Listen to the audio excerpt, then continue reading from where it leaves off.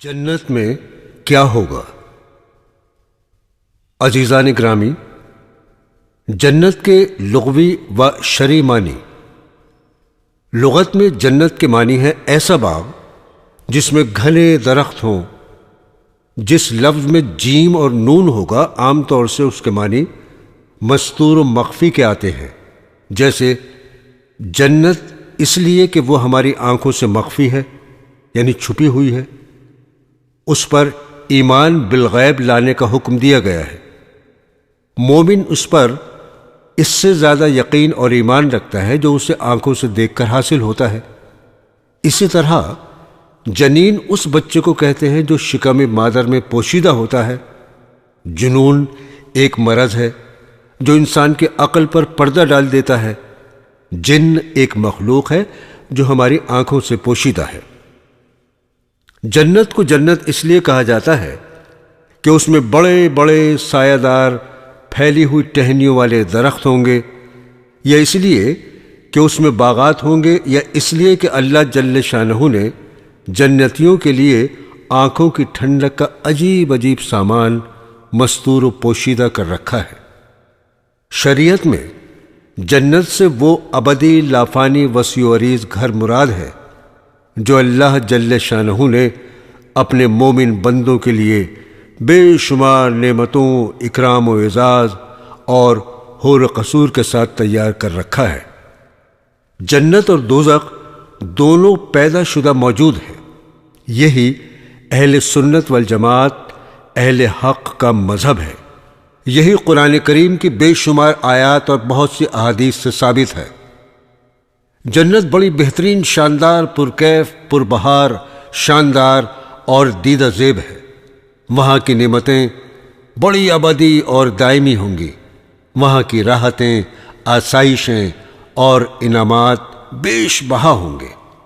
وہاں کی ہر چیز سدا بہار اور لازوال ہوگی۔ وہ انبیاء مقربین، صالحین، نیکوکاروں کا دار القرار ہے۔ وہاں تکلیف، رنج و غم اور حزن و ملال کا نام و نشان نہیں ہوگا۔ ذرا سوچئے تو صحیح کہ جنتی کیسے مزے میں ہوں گے۔ چہرے نعمتوں کے حصول سے چمکتے اور دیدار ذوالجلال کی وجہ سے تر و تازہ اور پر نور ہوں گے۔ ارشاد خداوندی ہے اور ان کو تازگی اور خوشی عطا کرے گا۔ موتیوں سے بنے ہوئے خیموں میں تہ بتہ بسترے اور زمرد کے ممبروں پر بیٹھے ہوں گے۔ فرمایا تکیہ لگائے ہوں گے برابر بچھے ہوئے تختوں پر۔ سورہ رحمان کی 76ویں آیت ہے جس کا ترجمہ ہے، یہ لوگ تکیہ لگائے ہوں گے سبز مسندوں اور عجیب اور خوبصورت کپڑوں کے فرش پر گاؤ تکیوں سے ٹیک لگائے ہوں گے۔ شراب، شہد، دودھ اور پانی کی نہروں کے کنارے بیٹھے ہوں گے۔ خدمت گزار لڑکے، خادم چاروں طرف اشارے کے منتظر ہوں گے۔ فرمایا سورہ طور آیت نمبر 24، اور ان کے پاس لڑکے آئے جائیں گے جو ان کے لیے ہیں گویا وہ محفوظ موتی ہیں۔ سورہ واقعہ میں آیت نمبر 17 میں ارشاد باری تعالیٰ ہے، اور ان کے پاس لڑکے آئے جائیں گے جو ہمیشہ لڑکے ہی رہیں گے۔ حسین و جمیل، بڑی بڑی آنکھوں والی حوریں ان کی منتظر ہوں گی، جن کا وصف یوں ذکر فرمایا گیا ہے۔ سورہ رحمان آیت 56، 57، 58۔ ان مکانات میں نیچی نگاہ والیاں ہوں گی کہ ان لوگوں سے پہلے ان پر کسی انسان نے تصور کیا ہوگا نہ جن نے، گویا وہ یاقوت مرجان ہے۔ سورہ رحمان آیت 70، 72۔ ان میں اچھی سیرت والیاں، اچھی صورت والیاں ہوں گی، گورے رنگ والیاں خیموں میں محفوظ ہوں گی۔ طرح طرح کے لباسوں، پوشاکوں، زیورات اور سامان آرائش و زیبائش سے آراستہ پیراستہ ہیرے جواہرات کے تاج ان کے سروں پر ہوں گے۔ فرمایا اور گوری بڑی آنکھوں والیاں جیسے پوشیدہ رکھا ہوا موتی، یہ ان کے عمل کے صلے میں ملے گا، اور ان کے پاس نیچی نگاہ والیاں ہم عمر ہوں گی۔ برادران اسلام طرح طرح کے انعامات ربانیہ سے مستفید اور اپنی پسندیدہ اشیاء سے مزے لیتے ہوں گے۔ ان پر وہاں نہ کسی قسم کا خوف طاری ہوگا، نہ نعمتوں کے چھننے اور اپنی موت کا ڈر ہوگا۔ لباس، پوشاک اور زیورات سے آراستہ ہوں گے۔ ارشاد باری تعالیٰ ہے سورہ مریم آیت 63 میں، یہ جنت ایسی ہے کہ ہم اپنے بندوں میں سے اس کا وارث اس کو بنا دیں گے جو اللہ سے ڈرنے والا ہوگا۔ قطعاً نہ کوئی خوف ہے اور نہ وہ غمگین ہوں گے۔ سورہ یونس آیت 62۔ لباس پہنے ہوں گے باریک اور دبیز ریشم کا، آمنے سامنے بیٹھے ہوئے وہ وہاں موت کا مزہ بھی نہ چکھیں گے، ہاں بجز اس پہلی موت کے۔ سورہ حج آیت نمبر 23۔ وہاں ان کو کنگن سونے کے اور موتی کے پہنائے جائیں گے، وہاں ان کی ریشمی پوشاک ہوگی۔ سورہ انبیاء آیت 102۔ اور وہ لوگ اپنی جی چاہی چیزوں میں ہمیشہ رہیں گے۔ امام غزالی رحمت اللہ علیہ نے احیاء علوم میں جنت سے متعلق کچھ تفصیلات بیان کی ہیں۔ ایک روایت سے معلوم ہوتا ہے کہ جنت کے 8 دروازے ہیں۔ جنت کے بالا خانے بے شمار ہیں، ہر شخص کو اس کے مرتبے کے حساب سے بالا خانے ملیں گے۔ لہٰذا اگر آپ کو اعلیٰ درجات چاہیے تو آپ یہ کوشش کیجئے کہ نیکیوں اور طاعات میں دوسروں سے آگے بڑھیں، دوسرے آپ سے آگے نہ بڑھ سکیں، اس میں مقابلہ کرنا چاہیے۔ ارشاد باری تعالیٰ ہے سورہ حدید آیت 21، دوڑو اپنے پروردگار کی مغفرت کی طرف۔ سورہ متفففین آیت نمبر 26۔ اور ایسی ہی چیز کی حرص کرنا چاہیے حرص کرنے والوں کو۔ دوستو، جس طرح آپ دنیا میں یہ چاہتے ہیں کہ مال و دولت، جائیداد، مکان وغیرہ میں آپ سب سے آگے رہیں، اسی طرح جنت و آخرت کے بارے میں بھی یہی ذوق رکھیے تاکہ آپ اعلیٰ سے اعلیٰ درجات حاصل کر سکیں، جہاں کسی کے آگے بڑھنے کا امکان ہی نہیں رہے گا۔ جنت کی دیواروں کی ایک اینٹ سونے کی ہوگی، ایک چاندی کی، مٹی زعفران اور گارا مشک ہوگا۔ بڑے بڑے درخت اور شہد، شراب، دودھ اور پانی کی نہریں بہتی ہوں گی۔ درختوں کے تنے سونے، چاندی اور موتیوں کے ہوں گے، پھلوں سے لدے ہوئے ہوں گے۔ جنتیوں کو سونا، چاندی، ہیرے، جواہرات، ریشم پہنایا جائے گا۔ ان کے کپڑے نہ پرانے ہوں گے نہ بوسیدہ، جوانی کو کبھی گھن نہیں لگے گا، ہمیشہ 30-35 سال کے سدا بہار جوان رہیں گے، پسینے سے مشک کی خوشبو آتی ہوگی۔ جنتیوں کا کھانا مختلف قسم کے پھل، موٹے تازے پرندے، من و سلوہ، دودھ، شہد اور دوسری بے شمار چیزیں ہوں گی، دیکھنے میں ایک جیسی لیکن ذائقہ مختلف ہوگا۔ ارشاد باری تعالیٰ ہے سورہ بقرہ آیت نمبر 25، انہیں جب کوئی پھل کھانے کو دیا جائے گا تو وہ بول اٹھیں گے کہ یہ تو وہی ہے جو ہمیں اس سے قبل مل چکا ہے، اور انہیں وہ واقعی دیا ہی جائے گا، ملتا جلتا ہوگا۔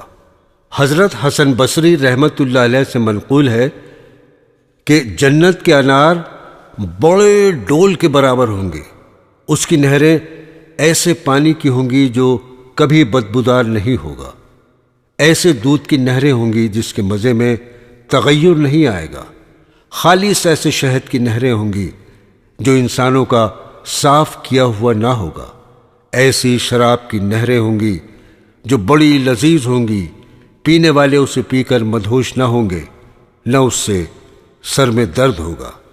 وہاں ایسی نعمتیں ہوں گی جنہیں نہ کسی آنکھ نے دیکھا ہوگا، نہ کسی نے سنا ہوگا، نہ کسی دل پر ان کا خیال گزرا ہوگا۔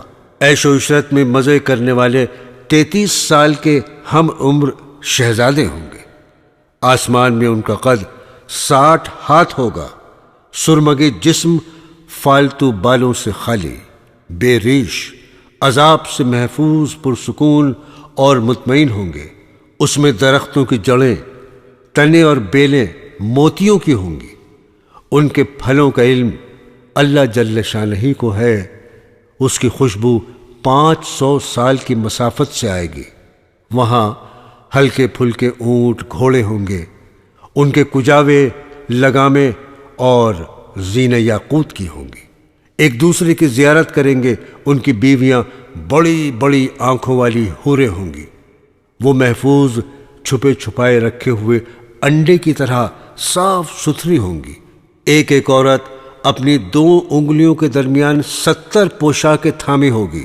وہ انہیں پہنے گی، لیکن وہ اتنی لطیف اور شفاف اور باریک ہوں گی کہ ان کے اندر سے ان کی پنڈلیوں کا گوشت نظر آئے گا۔ اللہ تعالیٰ نے ان کے اخلاق پاکیزہ کر دیے ہوں گے، ان کے جسم مرنے سے محفوظ ہوں گے۔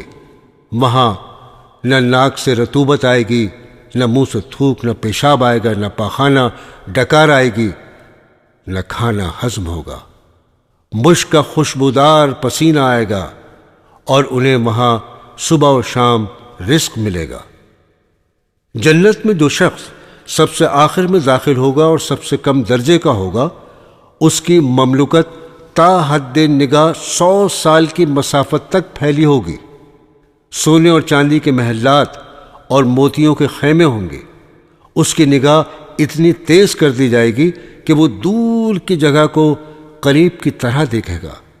اس کا صبح کا کھانا 70,000 سونے کی پلیٹوں میں لایا جائے گا، اور اسی طرح شام کا کھانا بھی ہر پلیٹ میں ایسا کھانا ہوگا جو دوسری میں نہیں ہوگا، اور اسے آخری پلیٹ کا مزہ بھی اسی طرح آئے گا جس طرح پہلی پلیٹ کا مزہ آیا تھا۔ جنت میں ایک موتی ہوگا جس میں 70,000 گھر ہوں گے، ہر گھر میں 70,000 کمرے ہوں گے۔ وہاں نہ کوئی سوراخ ہوگا، نہ شگاف ہوگا۔ حضرت ابو ہریرہ رضی اللہ تعالی عنہ نے فرمایا، جنت میں ایک ایسی حور ہوگی جسے اینا کہا جاتا ہوگا۔ جب وہ چلے گی تو اس کے دائیں بائیں 70,000 خادمائیں چلیں گی۔ وہ حور یہ کہتی ہوگی، کہاں ہیں وہ لوگ جو اچھی باتوں کا حکم دیتے اور بری باتوں سے روکتے تھے؟ حضرت یحییٰ بن معاذ رحمت اللہ علیہ نے فرمایا، دنیا کا ترک بہت مشکل کام ہے، اور جنت سے محروم رہ جانا اس سے بھی شدید ہے۔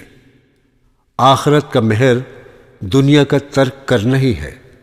نیز یہ بھی فرمایا، دنیا کے پیچھے پڑنا ذلت کا ذریعہ ہے، اور آخرت کی طلب کرنا موجب عزت ہے۔ تعجب ہے اس شخص پر جو فانی کو طلب کر کے ذلت پسند کرتا ہے، اور باقی رہنے والی ابدی نعمت کو طلب نہ کر کے عزت و جاہ کو چھوڑ دیتا ہے۔ برادران اسلام، حضرت انس رضی اللہ تعالی عنہ نے فرمایا کہ رسول اللہ صلی اللہ تعالی علیہ وسلم نے فرمایا، اللہ کے راستے میں ایک صبح یا ایک شام کا نکلنا دنیا اور جو کچھ اس میں ہے سب سے بہتر ہے، اور جنت کی عورتوں میں سے ایک عورت زمین کی طرف جھانک لے تو ان دونوں یعنی جنت اور دنیا، آسمان و زمین کے درمیان کا حصہ سب روشن ہو جائے، اور ان دونوں کے درمیان خوشبو مہک جائے، اور اس کے سر کا دوپٹہ دنیا اور اس میں جو ہے سب سے بہتر ہے۔ اللہ کے راستے میں نکلنے پر اتنا عظیم ثواب ملتا ہے جس کا مقابلہ اس دنیا سے نہیں کیا جا سکتا۔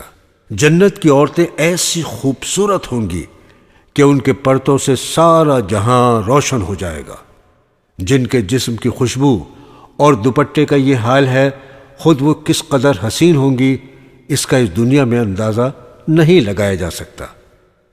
حضرت ابو ہریرہ رضی اللہ تعالی عنہ نے فرمایا کہ رسول اللہ صلی اللہ تعالی علیہ وسلم نے فرمایا ہے، جنت میں ایک درخت ہے یعنی طوبہ، جس کے سائے میں اگر شہ سوار 100 سال تک چلے تب بھی اس کو طے نہیں کر سکے گا، اور جنت میں تم میں سے ایک شخص کی ایک کمان کے برابر کا فاصلہ اس سب سے بہتر ہے جس پر سورج نکلا یا غروب ہوا۔ یعنی اتنا بڑا درخت ہے کہ اس کی شاخوں کے نیچے شہ سوار 100 سال تک چلتا رہے گا، تب بھی اس کی شاخیں ختم نہیں ہوں گی۔ سائے سے دنیا والا سایہ مراد نہیں ہے، اس لیے کہ وہاں سورج نہیں ہوگا۔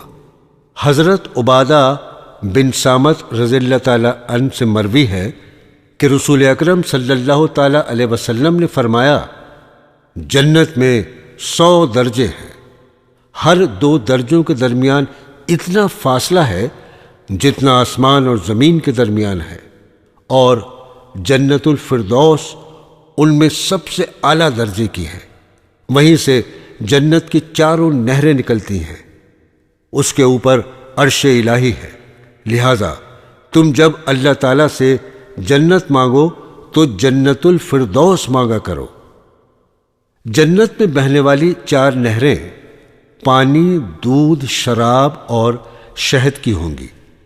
ارشاد ربانی ہے سورہ محمد آیت نمبر 15، اس میں نہریں ہیں پانی کی جس میں بو نہیں ہوگی، اور نہریں ہیں دودھ کی جس کا مزہ پھرا نہیں، اور نہریں ہیں شراب کی جس میں مزہ ہے پینے والوں کے لیے، اور نہریں ہیں شہد کی جھاگ اتارا ہوا۔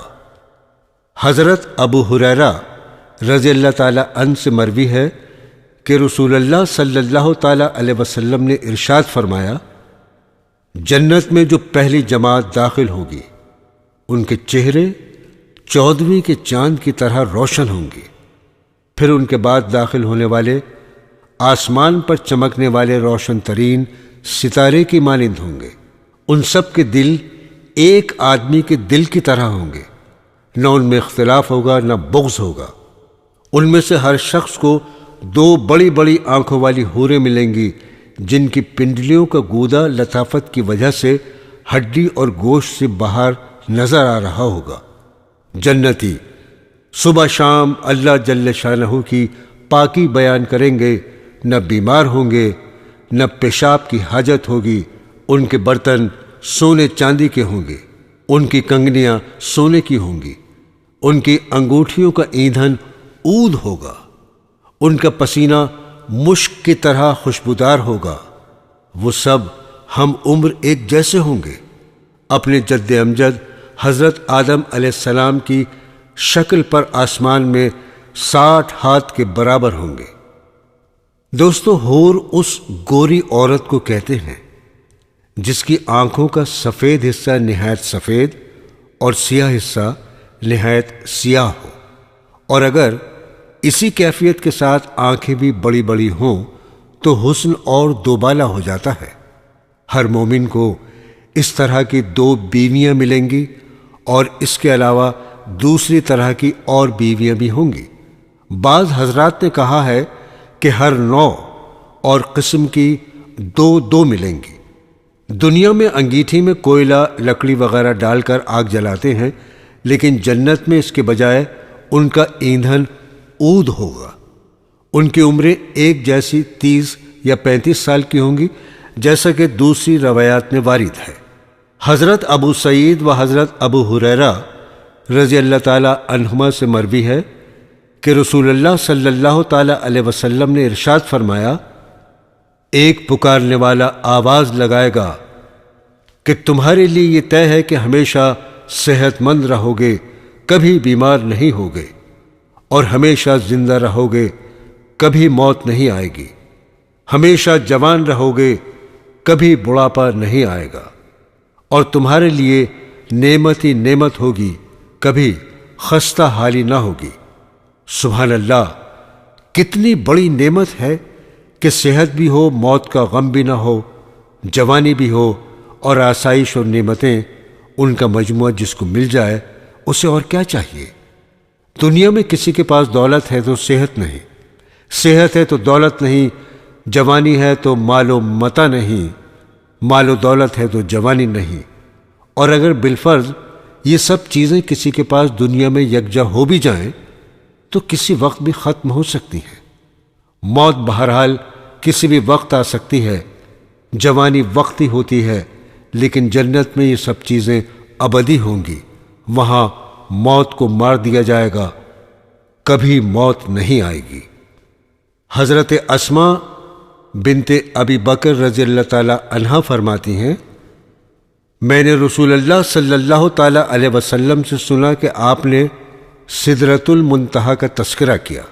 فرمایا، شہ سوار اس کی ٹہنیوں کے سائے میں 100 سال سفر کرے گا، یا یہ فرمایا کہ سواری اور آدمی اس کے سائے میں 100 سال تک چلتا رہے گا۔ اس میں سونے کے پروانے ہیں، اس کے پھل مٹکے کے برابر ہیں۔ سدرۃ المنتہا 7ویں آسمان پر عرش کے دائیں جانب ایک درخت ہے۔ اس کو منتہا اس لیے کہتے ہیں کہ وہ جنت کے منتہی یعنی آخر میں ہے، اور اس لیے کہ اس سے آگے کوئی نہ جا سکا۔ فرشتوں وغیرہ کا علم بھی وہیں ختم ہو جاتا ہے۔ اس کے بعد کیا ہے، اسے اللہ تعالیٰ کے سوا کوئی نہیں جانتا۔ پروانوں کے بارے میں بعض حضرات نے یہ کہا کہ اس سے فرشتے مراد ہیں جن کے پر اس طرح چمک رہے ہوں گے جیسے پروانوں کے پر چمکتے ہیں۔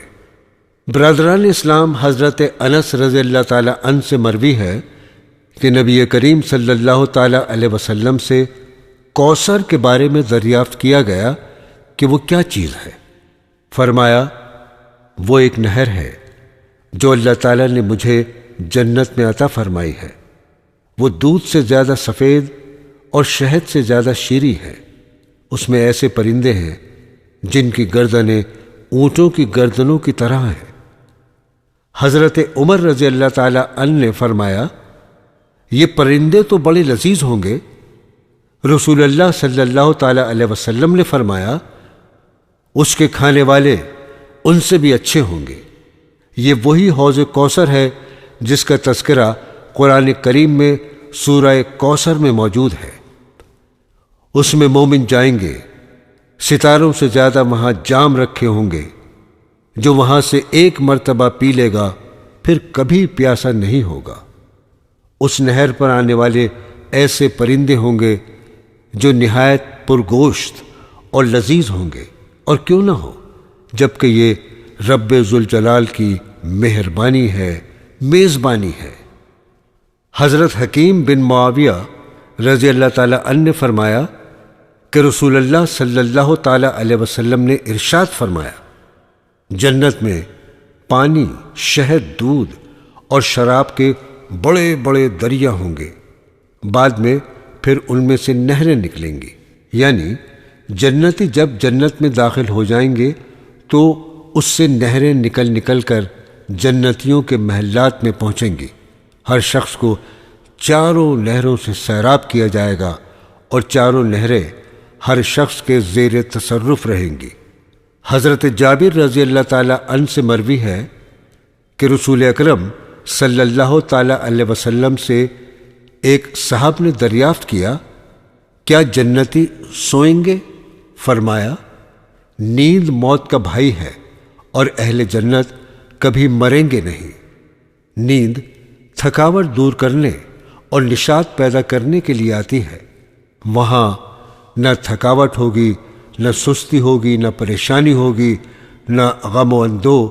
وہاں تو بس راحت ہی راحت ہوگی، لذت ہی لذت اور نشاط ہوگا۔ حضرت ابو ذر رضی اللہ تعالی عنہ نے فرمایا کہ میں نے رسول اللہ صلی اللہ تعالی علیہ وسلم سے دریافت کیا، کیا آپ نے اللہ جل شانہ کا دیدار کیا ہے؟ فرمایا، وہ تو نور ہیں، میں انہیں کس طرح دیکھ سکتا؟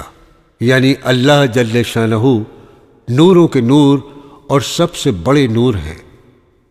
ارشاد ہے سورہ نور آیت نمبر 35، اللہ ہی آسمانوں اور زمین کا نور ہے، یعنی اللہ جل شانہ ظاہر بنفسہ ہی ہیں۔ دنیا کا ذرہ ان کے وجود پر دلالت کرتا ہے۔ دنیا کو منور اور روشن کرنے والے اللہ تعالیٰ ہی ہیں۔ اللہ جل شانہ کے نور کو دیکھنا کس کے بس کی بات ہے؟ اللہ جل شانہ نے نور کو اپنے اور بندوں کے درمیان حجاب بنایا ہوا ہے۔ جس طرح تاریکی اور ظلمت دیکھنے کے درمیان رکاوٹ بنتی ہے، اسی طرح تیز روشنی بھی آنکھوں کو چکا چوند کر دیتی ہے اور آنکھیں اس کے دیکھنے سے عاجز آ جاتی ہیں۔ تو معنی یہ ہوئے کہ وہ تو نور ہے، میں بھلا انہیں کس طرح دیکھ سکتا ہوں؟ یا اس کے معنی یہ ہے کہ میں نے صرف نور ہی نور کو دیکھا، ذات باری تعالیٰ کو نہ دیکھ سکا۔ نور ذات الہی کے دیدار کے درمیان رکاوٹ بن گیا۔ میں نے ایک بڑی پر نور ذات کی زیارت کی ہے۔ حضرت مسروق رحمۃ اللہ علیہ نے فرمایا، میں حضرت عائشہ رضی اللہ تعالی عنہ کے پاس حاضر ہوا اور عرض کیا کہ حضرت محمد صلی اللہ تعالی علیہ وسلم نے اللہ جل شانہ کا دیدار کیا ہے؟ انہوں نے فرمایا، تم نے ایسی بات کی ہے جس سے میرے رونگٹے کھڑے ہو گئے ہیں۔ میں نے عرض کیا، ذرا سکون سے کام لیجیے۔ پھر میں نے یہ آیت کریمہ تلاوت کی جس کا ترجمہ ہے سورہ نجم آیت نمبر 18۔ انہوں نے اپنے پروردگار کی قدرت کے بڑے بڑے عجائبات دیکھے۔ تو انہوں نے فرمایا، یہ آیت کریمہ تمہیں کہاں لے جا رہی ہے؟ یعنی تم اس کا غلط مطلب سمجھ رہے ہو۔ اس سے حضرت جبرائیل علیہ السلام مراد ہے۔ تمہیں یہ کس نے بتلایا ہے کہ حضرت محمد صلی اللہ تعالی علیہ وسلم نے اپنے پروردگار کو دیکھا تھا؟ یا آپ نے کسی ایسی بات کو چھپایا جس کے بتلانے کا آپ کو حکم دیا گیا تھا؟ یا آپ ان کی 5 باتوں کو جانتے ہیں جن کے بارے میں اللہ تعالیٰ نے فرمایا سورہ لقمان آیت نمبر 34، بے شک اللہ ہی کو قیامت کی خبر ہے اور وہی میں برساتا ہے۔ تو اس نے بڑا بہتان باندھا۔ البتہ آپ صلی اللہ تعالی علیہ وسلم نے جبرائیل علیہ السلام کو ان کی اصلی صورت اور شکل میں صرف 2 مرتبہ ہی دیکھا تھا۔ ایک مرتبہ سدرۃ المنتہا کے پاس اور ایک مرتبہ مکے کی گھاٹیوں میں ایک جگہ پر۔ حضرت جبرائیل علیہ السلام کے 600 پر تھے جنہوں نے افق کو بھر رکھا تھا۔ یہ ترمذی کی روایت ہے۔ بخاری مسلم نے کچھ زیادتی اور اختلاف کے ساتھ اسے روایت کیا ہے۔ ان کی روایت میں ہے، مسروق نے کہا، میں نے حضرت عائشہ رضی اللہ تعالی عنہ سے عرض کیا، سورہ نجم آیات 8 اور 9۔ پھر وہ نزدیک ہوا اور زیادہ نزدیک ہوا، سو 2 کمانوں کا فاصلہ رہ گیا، بلکہ اور بھی کم۔ کا کیا مطلب ہے؟ حضرت عائشہ رضی اللہ تعالی عنہ نے فرمایا، یہ تو حضرت جبرائیل علیہ السلام کے بارے میں ہے۔ وہ انسانی شکل میں آیا کرتے تھے، اس مرتبہ وہ اپنی اصلی شکل و صورت میں آئے تھے، اس سے افق بھر گیا تھا۔ طوبہ جنت کا ایک درخت ہے جس کی کوئی نہ کوئی ٹہنی جنت کے ہر گھر پر سایہ فگن ہوگی۔ اس میں مختلف قسم کے پھل لگے ہوں گے، اس پر بخت فرسانی اونٹ کے برابر پرندے بیٹھے ہوں گے۔ جنتیوں میں سے جب کوئی شخص ان پرندوں میں سے کسی کو کھانے کا خواہش مند ہوگا، اسے بلائے گا، وہ آ کر اس کے دسترخوان پر گر جائے گا۔ اس کا ایک حصہ گوشت کی بوٹیوں کی شکل میں بن جائے گا، دوسرا حصہ بھنے گوشت کی شکل میں۔ وہ اس سے کھائے گا، جب کھا چکے گا تو پھر وہ پرندہ بن کر اڑ جائے گا۔ یہ کمال، انعام اور حسن خالقیت، انسان کی تمنا اور خواہش بھی پوری ہوگی اور اس میں کوئی مشقت بھی نہ ہوگی، اور پھر ایک پرندہ طرح طرح کی ڈش بن کر جنتی کا دل خوش کرے گا۔ دوستو، ایک زاہد کے بارے میں لکھا گیا ہے کہ وہ نمک اور سبزی بغیر روٹی کے کھا رہے تھے۔ ایک صاحب نے ان سے کہا، آپ نے اس پر اکتفا کر رکھا ہے؟ انہوں نے جواب دیا، دنیا کو آخرت کمانے کے لیے پیدا کیا گیا ہے، لیکن تم نے دنیا کو قضائے حاجت ہی کی جگہ بنا لیا ہے کہ عمدہ سے عمدہ چیزیں کھا کر بیت الخلا چلے جاتے ہو۔ میں تو کمر سیدھی رکھنے اور عبادت کی ادائیگی کے لیے کھاتا ہوں تاکہ جنت تک پہنچ جاؤں۔ ابن آدم، تو دوزخ کے خریدنے کے لیے تو بہت پیسے خرچ کرتا ہے، لیکن جنت معمولی سی قیمت پر بھی نہیں خریدتا۔ دوستو، اس کا مطلب یہ ہے، اگر کوئی فاسق و فاجر اپنے جیسے لوگوں کی ضیافت کرنا چاہتا ہے تو اس پر سینکڑوں روپے بڑے آرام سے خرچ کر دیتا ہے اور اسے کچھ بھی محسوس نہیں ہوتا، گویا وہ پیسوں میں دوزخ خریدتا ہے۔ اور اگر وہ اللہ تعالیٰ کے لیے 2-4 روپے خرچ کر لے، غربا اور مساکین کو بلا لے اور ان کی دعوت کر دے، یہ بات اس کے لیے جنت کا عوض بنے گی۔ یہ اس پر بہت شاک گزرتی ہے۔ جنت کی تمام نعمتوں کی دنیا میں نظیر پائی جاتی ہے، چنانچہ جنتی کھائیں پیئیں گے لیکن پیشاب پاخانے کی ضرورت نہیں پڑے گی۔ اس کی نظیر دنیا میں اس طرح ہے جیسے ماں کے پیٹ میں بچہ، جنتیوں کو خادم ملیں گے۔ انسان جس چیز کی تمنا کرے گا وہ اس کا حکم ملنے سے قبل اسے حاضر کر دیں گے۔ انہیں ان کی مرغوب چیز اور ان کی خواہش کا ان کے منہ سے کہنے سے قبل علم ہو جائے گا۔ دنیا میں اس کی نظیر انسان کے اعضاء ہیں کہ انسان کو جب کسی چیز کی خواہش ہوتی ہے تو اس کے اعضاء اسے پہچان لیتے ہیں اور وہ اس کے حکم دینے اور منہ سے کہنے سے قبل اس کی خواہش پوری کر دیتے ہیں۔ جنت میں ایک درخت ہے جس کا نام طوبہ ہے، جس کا پہلے بھی ذکر کیا گیا۔ اس کی جڑ نبی کریم صلی اللہ تعالی علیہ وسلم کے دولت قدے میں ہوگی اور اس کی شاخیں ہر گھر اور جنت کے ہر گوشے میں ہوں گی۔ اس کی نظیر سورج ہے کہ اس کی روشنی ہر گھر اور ہر جگہ پہنچتی ہے۔ یہ پہاڑ گھونسلے سوراخ میں داخل ہوتی ہے اور تمام دنیا میں پھیل جاتی ہے۔ حضرت یحییٰ بن معاذ رحمۃ اللہ علیہ نے فرمایا، دنیا کا چھوڑنا بہت مشکل ہے اور جنت کا چھوڑنا اس سے بھی مشکل ہے، اور جنت کا مہر دنیا کا چھوڑنا ہے جیسے دنیا میں ہر چیز کا ایک عوض ہوتا ہے۔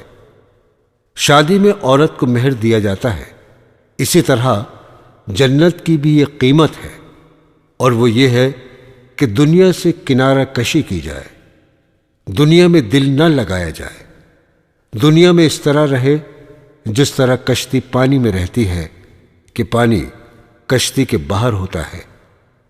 اگر وہ دل میں خدا کی محبت رچی بسی ہو، ہاں، دنیا دارالعمل ہے، آخرت کی کھیتی ہے، اس لیے آخرت کی تیاری میں لگا رہے۔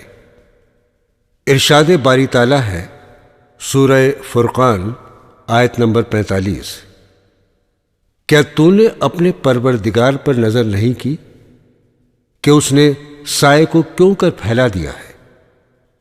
نبی کریم صلی اللہ تعالی علیہ وسلم سے مروی ہے، فرمایا، کیا میں تمہیں ایک ایسی گھڑی کے بارے میں نہ بتلاؤں جو اہل جنت کے وقت کے مشابہ ہے؟ اور وہ ہے جو سورج نکلنے سے پہلے جنت کا سایہ ہمیشہ رہے گا۔ اس میں ہر جگہ رحمت پھیلی ہوگی، برکتوں کا دور دورہ ہوگا۔ جنت کے داروغہ کا نام رضوان ہے، انہیں رحمت اور رافت عطا کر دی جائے گی۔ برادران اسلام، آیات کریمہ اور احادیث کے تراجم آپ نے سنے۔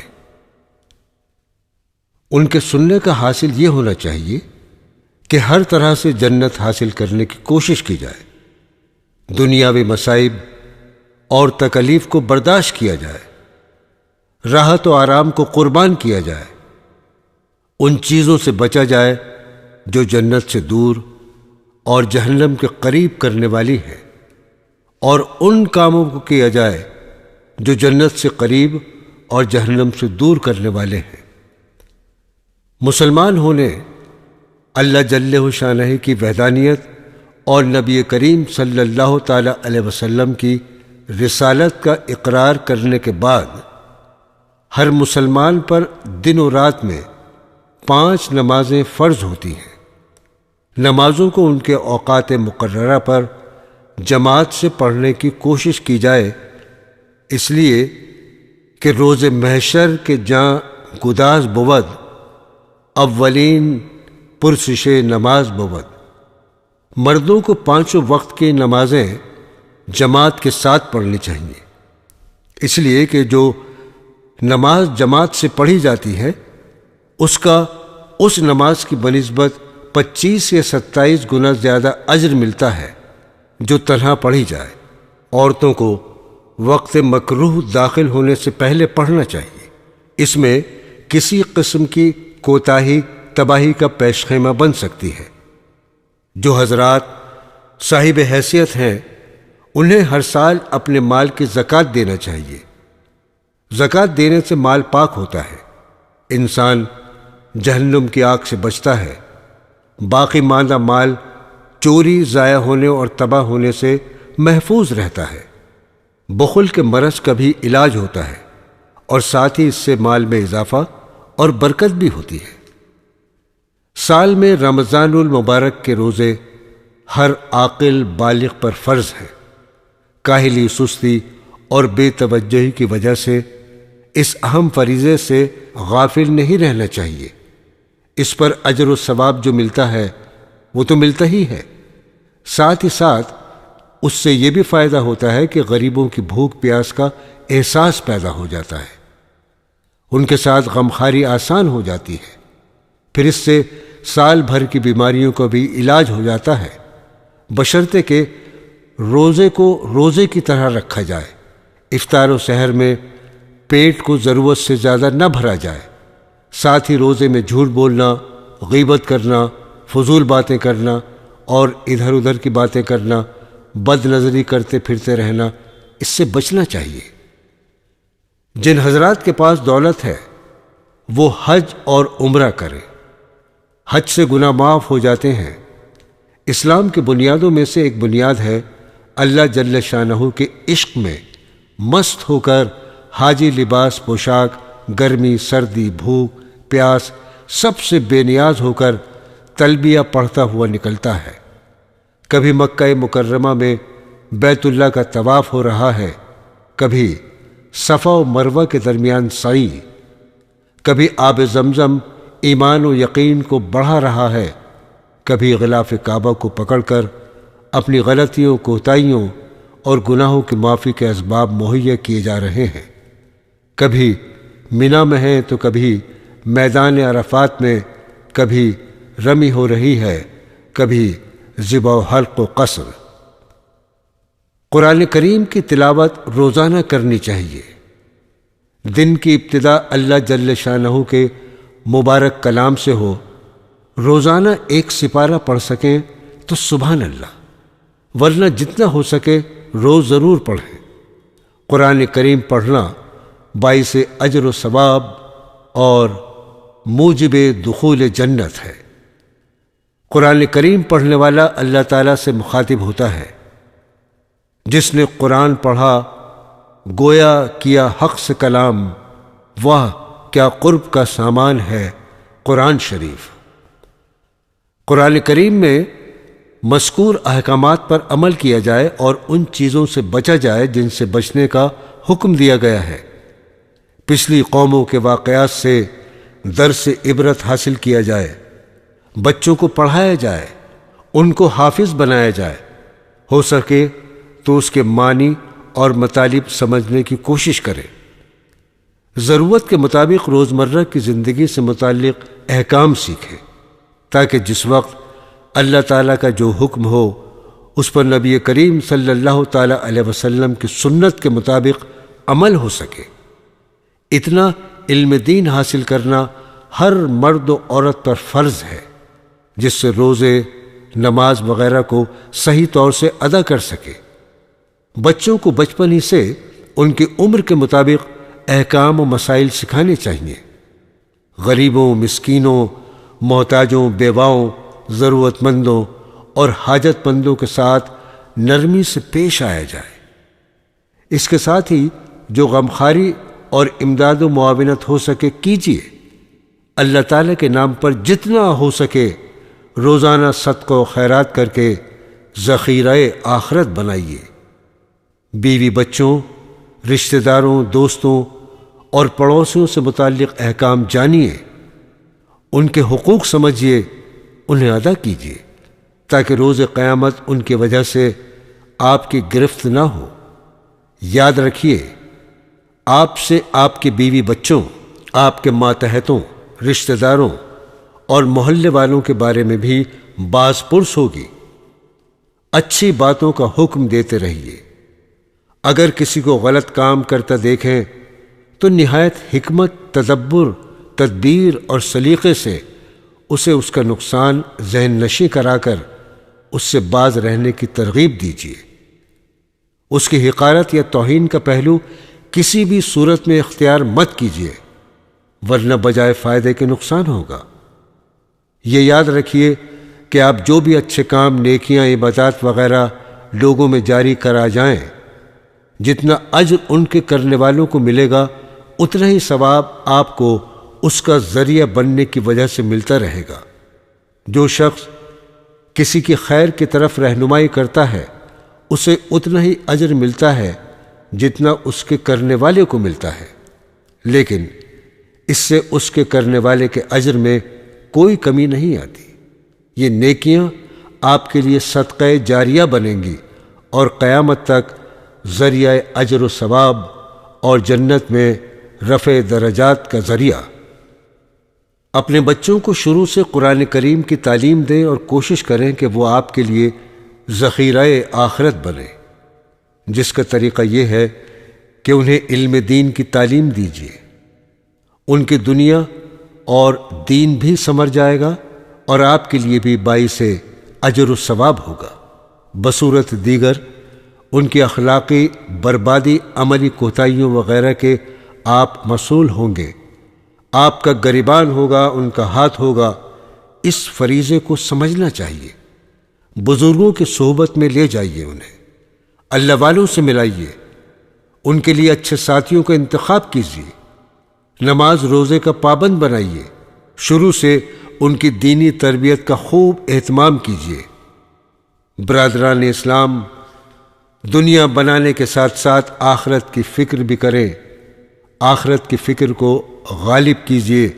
دنیا جیسی بھی گزرے کوئی پریشانی کی بات نہیں، یہ تو مسافر خانہ ہے، اس میں دل مت لگائیے۔ کوئی بھی عقل مندی پر اپنا مکان تعمیر نہیں کرتا، وہاں بستر بوریا ڈال کر نہیں بیٹھتا، وقت گزارنے کے لیے وہاں رکتا ہے پھر آگے چل دیتا ہے۔ دنیا بھی ایک مسافر خانہ ہے، سرائے ہے، اسٹیشن ہے۔ ہماری اور آپ سب کی منزل مقصود آخرت ہے، اس کی بہتری اور وہاں کی کامیابی کی کوشش کیجیے۔ اس کے لیے ہمتاً گوش رہیے اور خیر کا کوئی ایسا موقع ہاتھ سے مت جانے دیجیے جو اسے بہتر سے بہتر بناتا ہو۔ کچھ وقت نوافل اور ذکر و اذکار میں بھی لگا دیجیے تاکہ جنت میں درختوں کا اضافہ ہو، آپ کے درجات بڑھیں، دل میں اللہ تعالیٰ کا نور پیدا ہو، دل کی سیاہی دور ہو، دل کو اطمینان نصیب ہو۔ اس لیے کہ دلوں کا سکون صرف اور صرف اللہ تعالیٰ کے ذکر میں ہے۔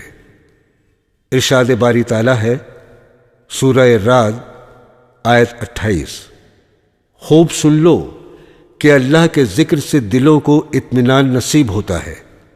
دوستو، 24 گھنٹوں میں چند منٹ نکال کر اپنے اعمال کا جائزہ لیا کریں کہ آج کتنا وقت دنیا کے لیے صرف کیا اور کتنا آخرت کے لیے، کتنی نیکیاں کی اور کتنے گناہ کیے، کون سے کام نہیں کرنے چاہیے تھے وہ کر لیے اور کون سے کرنے تھے وہ چھوڑ دیے۔ اس سے نیکیاں بڑھیں گی، اچھائیوں کی توفیق ملے گی اور برائیاں کم ہوں گی۔ اگر جنت میں داخلہ مقصود ہو تو نبی کریم صلی اللہ تعالی علیہ وسلم کے طریقے پر چلیے، اس کے مطابق اپنے 24 گھنٹے گزاریے، بدعات اور رسم و رواجوں اور خلاف شرع کاموں سے بچیے۔ اللہ تعالی ہمارا، آپ کا اور سب کا خاتمہ ایمان کامل پر کرے اور ہمیں جنت الفردوس عطا فرمائے۔ آمین ثم آمین۔